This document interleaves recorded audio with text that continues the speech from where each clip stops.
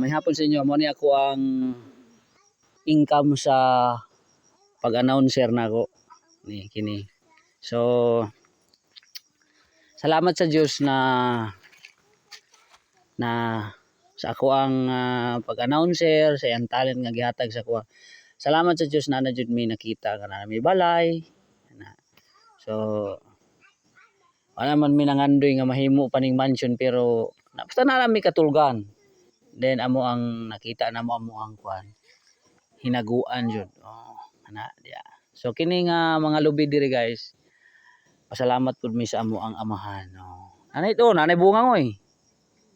Oh, yahan ni sa kuning papa. Oh, sa kuning papa diri nya. Siyempre, kay anak man ta makisaybit lang ta ni. Oh. Oh, mo ni ako ang payag sa manok lobin. Anay ang itlog diha tapos kini. Oh. Mo ni ang buhat ato na to. Pero dili ang akong ibungbong ani mga ka-farmers dili ko ni ibungbongan og kining kolorop.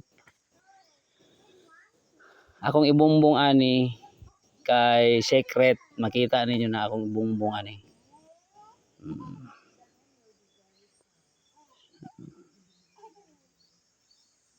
Mao ni